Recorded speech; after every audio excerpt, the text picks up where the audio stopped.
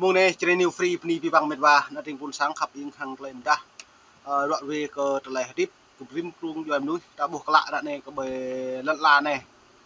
bom mò rệp tìm mông ố cơ rằng tụm mạ xem lăng nó na doan cơ nhặt hang lại chết cha cơ buồn cúm là lu cầm gần từng do đó là mày rọi về cơ lại chun pi bằng rẽ cơ làng bạn doan ta lu cái đã buồn sang ta lại đà tụ ai đà tụ điên hị đà lên đà này rằng bật thâu du ta vừa kết lại vừa bật thâu cung cố lực thâu mạ dân nhé đặc bút du cái nòng dây đuổi nón lại cái cal không mò lại cái rồi này mít này dòng đấy có cặp bắp tí bằng mệt va dòng đấy buồn sang ta tụ lại trăng mang lấy trong tụ hàng lại khắp con vừa ta rồi vừa bị pet lật la kẹo tàu nương nam bị ngã luôn từ nhịp bộ dưới nón lại này mày giờ lên mệt vả mày mặn có lại đại á châu thì do hàng lại giờ trề vợ về màu rằng bộ mò lùi rồi mông ô có rằng bua rằng lái rằng hil nách thì nhú keng mạ pro hàng ta có pro lại cái cal lại phiền nằm dân nó mày màu cái lại phim này hàng làm thử cái nắp buồn sang này nhưng mà mình ta với cái nắp buồn sang ta keng một lên ngót bữa đã nhưng mà mày với nắp buồn sang ta keng tú ai hí bữa đã nhưng mà mày với cái nắp buồn sang ta lùi thì pro cái đi cả buồn sang ta dân nó mình ta với ý cái xem lăng grab premium grab riêng giờ giang rồi bệ binh ý buộc là rằng bù lùi ra bù mạ pro buồn cung bù lùi ra cái tuổi chăn ô rất nó nét lại này khá đa mệt ta hoa ta yong ta tê nhu bút thâu cung cốc bố đa nhu bố thâu tự nhiên pro ta nằm lăng ta nhu ô bê ta pu ta lăng ta pu lên trong tập ta hàng lại phiền hàng lại kê gal rất nó ta đã này nuôi tuyệt vời nuôi dây mị nuôi gì mà bộ một phụng bộ một khỏa một cỗ ô giờ cọ ta đã đây hem bát đừng đã đã lo đã bố này bao nhiêu lúc trời này pro ngạ là này lên trong cái một lon đấng ai coi có cái so lúc trời mà pro là này chính lên trong cái một lon sang nổ lúc trời là mà giờ cất ra này lấy phong ngạ pro này nạ buồn sang phủ mệt về khoằm đuôn lấy đồ tiếp ra này tuy ngạ bị bằng pro đi chặt bộ một bộ này bộ dự kèng một cái lấy cũ bữa đã một lấy cười lấy thâu ngạ pro đi chặt kèng một phần xuyệt thâu can của pro dần cầm tiền ta thao can bằng tự chọn ta tuy hẹp đi chinh mà buồn sang ta thao can rằng nhập ta sẽ chồm nuôi thao khắp nuôi thao cụ lần trả địa dướiนั้นเลยในลุ่มนุ้ยแหละบุยโปในธรรมชาติเอาล่ะรังโปรัวเขาอยู่บุยรังรัวแกะตะกโปชาทอระเอารังรัวกโปมะเพราะไล่เท่าขับบุญสั่งไล่เท่าดักเพราะงะโปนุ่นขาดามนุ้ยตามโมโตเม็ดว่าแต่ขาดาเยอะเกยขันเน่าตั้งมั้งโยบกังดักเพราะบุญสั่งไล่ตึงโยบกังปลีระขนาดรีหิมปะโยทอมะรังโตโยมันก็โยมเพราะมะบุญสั่งรับตัวเพื่ออะไรแกะกรีบุญสั่งโยกระดับเลยปลาเพื่ออะไรดาบงะอะไรดังเงี้ยชาติปีเป็ดริมนุ้ยตาตื่นตาเซลมันว่านั่นก็ดังบทตาบานลาเนี่ยเท่ากันบินย้อนเยอะกระจายกระดาบุญสั่งหมดเนี่ยได้กันย้อนนั้นตะบัวเลยก็เลยยียับนำมารักเท่าได้โจทย์ย้อนđây NFA trụ sở tại thủ đô Washington DC Hoa Kỳ cung cấp thông tin đa dạng chính xác nhiều trung thực về các vấn đề thời sự kinh tế xã hội đời sống tại Việt Nam và trên thế giới. Ebo cứ lại hình này bro hàng lại Sydney hàng lại đa pi bằng phẳng còn lại phẳng dự chưa cất nhiều giam khẳng định lại còn lại này doan còn lại nhôm trả địch cơ từ lại rằng đã tới nhiều rằng buộc keng có tới nhiều ngát rằng căn keng nó mất nhiều prai cả buồn sang buộc lại lá tới nhiềuปูdưa nó bằng nó cái nhầm nước hàng lại đảo mạo ra này nó mày mượn hẹp lại còn một lạch chôn cơ bịa ví dụ đơn thì là buồn sang nó buộc lại không nhỉ. Kính thưa quý vị, ngày hôm nay chúng tôi đang có mặt tại phòng 340 của Building Cannon thuộc Hạ viện Liên bang Hoa Kỳ để tường trình cùng quý vị buổi điều trần do Ủy hội Nhân quyền Tom Lantos thuộc Hạ viện Liên bang Hoa Kỳ tổ chức. Chủ tọa buổi điều trần tại Hạ viện Hoa Kỳ cũng là đồng chủ tịch Ủy hội Nhân quyền Tom Lantos của Hạ viện Liên bang Mỹ, dân biểu Frank Wolf, tuyên bố rằng những quyền lợi chung về an ninh và kinh tế đã khiến Hoa Kỳ và Việt Nam củng cố nền bang giao trên nhiều lĩnh vực. Nhưng cùng lúc, chính quyền Việt Nam càng ngày càng gia tăng đàn áp tôn giáo và nhân quyền ở trong nước. bối mệt và Ủy hội mở cuộc điều trần hôm nay nhằm thu thập ý kiến từ những viên chức tổ chức có liên quan đến vấn đề nhân quyền và tự do tôn giáo, tự do phát biểu ở Việt Nam để trình bày với Quốc hội và tìm biện pháp sau này. Nhân chứng thuyết trình viên thứ nhất là Phụ tá Ngoại trưởng Hoa Kỳ về Dân chủ, Nhân quyền và Lao động, ông Michael Posner. Phụ tá Ngoại trưởng Posner tuyên bố nhân quyền tại Việt Nam đang bị suy. Giờ đó nhé, nhiều đoạn về ông Michael Posner nó lại đã bởi dự pro hay này ông đặt gấp liền gấp thun cái nhầm hướng cái lời làm Việt Nam tự chọn trong tiền nhẹ lùm tạc cuộc đảo dân nên lại này hiếm bạn đã buộc rằng lưới ai mà ta lưới đối mở ta đang một lưới đối chỗ có tí bằng phận rằng sắt cánh kem ta là mạ phận mô xa là ta nằm từ đu ai ô lại tưởng mau bẹ ta bẹ mau lục ta đủ dựa nó lại tùy bây giờ tùy mong chả mỹ bây giờ tùy cô đi tùy là tùy giờ cái nào buồn sảng nhuộc bị pet ta như vậy tăng chay cái ta một cái nào càng ray làm từ nhiều bậc dựa nó và nó lại tung cùng của mày lễ đã có biết bằng đã buồn sảng ta học nhiên nằm rung rạo tôi bình ý mò lại có là cái nhà được mấy lấy hiếm bạ phọn này suy thôn lại nhưng bạ phọn này lại thọ chinh ô nhưng bạ phọn này mi thọ lăng ta là mi những bốc lấy đang nhạc phọn ta do kết những bố dụ rằng mạ phọn mệt vả có khắp bạp đi bằng mệt vả đang mạ phọn kẹo tôi hàng là hiền như giáo liên hợp quốc tế từ đã sa quốc gia đối tụ ở càng được prai lon char Việt Nam Sydney càng bự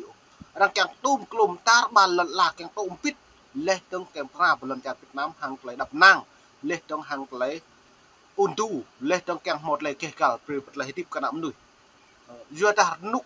thầy kỳ là thầy kỳ ôn hòa bây giờ thầy kỳ còn là nhị giáo hàng lấy lơ bẹ hàng lấy điểm nóng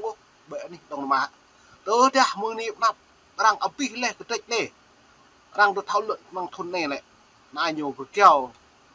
liền này bữa đặt thôn này anh Việt Nam như bộ một lấy nó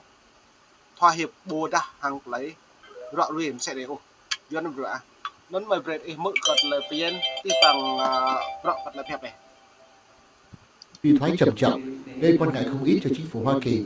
Ông đề cập đến những vấn đề gồm có tiếp tục bắt giữ và giam nhốt nhiều người chỉ vì họ thực thi quyền tự do tôn giáo, tự do phát biểu. Bộ Ngoại giao đã yêu cầu Việt Nam lập tức trả tự do cho những tu sĩ và nhà báo công dân đang gặp cảnh tương tự. Hà Nội tiếp tục hạn chế quyền tự do thông tin, tăng cường kiểm duyệt, ban hành những luật lệ quy định bó buộc nội dung các trang web và blog, khép chặt và kiểm soát các hoạt động internet. Hà Nội sách nhiễu giáo hội Phật giáo Việt Nam Thống nhất cũng như những tín đồ Phật giáo Hòa Hảo, Cao Đài không quy phục giáo hội của nhà nước. Việc đăng ký của các giáo hội Tin lành đã suy kém nhiều từ mấy năm nay. Nhà nước Việt Nam hứa đẩy mạnh việc đó nhưng không làm. Hứa cho dịch kinh thánh sang tiếng Hmong cũng không làm. Bộ Ngoại giao vẫn tiếp tục nêu những vấn đề ấy với Hà Nội. Đã nói rõ với Hà Nội là Hoa Kỳ không thể hài lòng với tình trạng tự do nhân quyền như vậy. Dân biểu Frank Wolf hỏi Phụ tá Ngoại trưởng Foster đánh giá tình trạng nhân quyền ở Việt Nam ra sao? Hạng A, B, C hay D?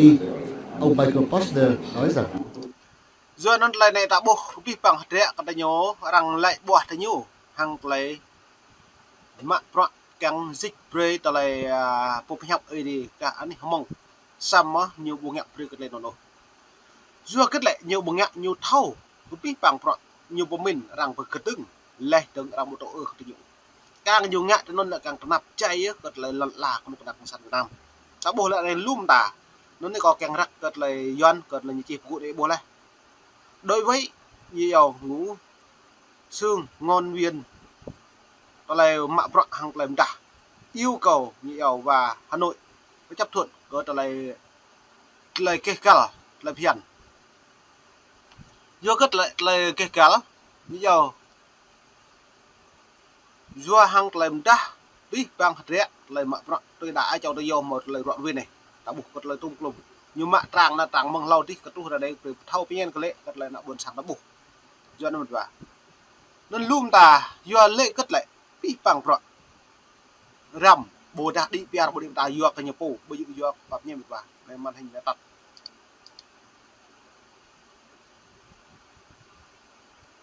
màn hình tắt bắt tắt một và này nhiều bút lại hay bút kẹt đó vật là rẽ nhập lon bờ đà màn hình chịu nhiều bút đảo dưới đó mà càng lại nhiệt lế bị bằng rõ hạt rẽ có lại mạ rõ hàng lại tôm clum lu dòng đầy lu mệt về khỏi tuần đa po lệ po đi non lại non ta mạ rõ lại ta nằm lằng cái polo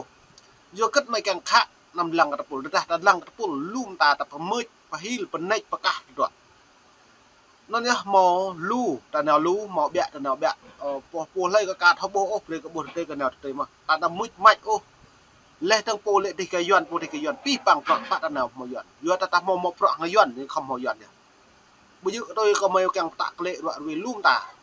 bây giờ prang mi ô mạ lần ta yuan mạ lần ta không mò yuan nhỉ do gật yuan nhập ta phẳng nhu ta làm ta phẳng ta tuy cái dòng tây buồn sang miệt về không tuần là đừng đã lâu đi ru hồi này đã bố là ru lắm lợp lúc lần chú bao nhiêu kia lợp lúc lần chú năm một là rung đi nào buồn sang rồi chặt nhau mới không hộ với mạng mới họ ác gật lời luôn nằm ta chính đang pick vẹn nào buồn sang ta lắm lợp lúc lần chú lần lắm lỡ lúc sao lần năm bố mà gật lấy rung bởi này đặc lắc mạng muốn các món ru hồi này ta bố mỏ mưng nôn xịt ní cái nào mà thao được mạng dọn một lại rung dọn gió tức nước vừa bờ đà tràn nước đầy ly lời này nó buộc lời này tung lồng rằng đúng đặc rõ này hắn này làm hồng tôi thấy mẫu ú rằng thảo luậnกับrõ này lại vừa đặt nạp này càng như lấy càng xứ mạng nạp buồn sang lập là ta đem máu sạch máu pan lúc mai cho càng xứ như gió ăn từ vì xăm như nó rằng tôi xem lằng như thông qua luật quốc tế mà đưa ra những thông qua luật quốc tế để biết bằng rõ nhiều sai cái như bộ dọn mình vào nó mày bệ mức cật lại nhựa đoạn vi cật lại này được Tình trạng đó phải được đánh giá là không thể chấp nhận được. Dân biểu chủ tọa buổi điều trần hỏi nếu ông đề nghị tòa đại sứ Mỹ tại Việt Nam mời một số người bất đồng chính kiến và thân nhân của những nhà dân chủ đang bị giam cầm đến một buổi tiếp tân tại tòa đại sứ nhân ngày lễ quốc khánh của Hoa Kỳ mùng 4 tháng 7 này thì tòa đại sứ có làm được không? Ông Posner trả lời sẽ nói chuyện với đại sứ David Shea ngay ngày hôm nay và tòa đại sứ sẽ làm được việc đó. Phần điều trần tiếp theo là của bà Nguyễn Mai Hương, vợ tiến sĩ Nguyễn Quốc Quân. Ông Quân là người vừa bị bắt giam khi trở về Việt Nam. Bà Mai Hương cho biết tòa lãnh sự Sài Gòn đã giúp rất tích cực trong việc tiếp xúc với ông Quân. Dân biểu Frank Wolf hỏi có ai ở Bộ Ngoại giao tiếp xúc với bà ở Hoa Kỳ không? Bà trả lời là không. Dân biểu Wolf quay sang hỏi phụ tá ngoại trưởng Posner và ông Posner nói rằng Bộ Ngoại giao sẽ tiếp xúc với bà. do đó lại này biết bằng một vài buồn sang khắp yên lo chừng mồ lại mà bây giờ mà một lúc sam nít bây giờ lúc tôm nít cợt lại rọn vi cợt lại là chun với cái buồn sang ta một lại chẳng mang biết bằng pro đấy nằm lằng cờ pul lu lệ động nằm hụi ô cờ tập bồn doan nhiều lệ bây giờ bồ này biết bằng pro tụi mà pro hàng lấy cái cả bây giờ nãy buồn sang một nhà đầy cả đã lại nên xoa lon bồ đã nên ngã sốc lấy phiến quốc tế bồ đã lập sản nhiều ta lại thực hiện dự lại phiến của pro cái cả cờ trả buồn cùngนี่พี่ปังอินบุญสักขับยังจะได้ดิวฟรียิ่งจึกกับนี่ไม่หอกนักพี่กับลังกันแล้วกับเรื่องโมงจะได้บิ๊กอีมือก็ไม่อยากเลยว่าการบตุ้มนุ่มโอ้เลยการบการลับโอ้แล้วเขาอีบินล้วนเลยไรได้อีโบไม่ก็บาลูสัตว์นี้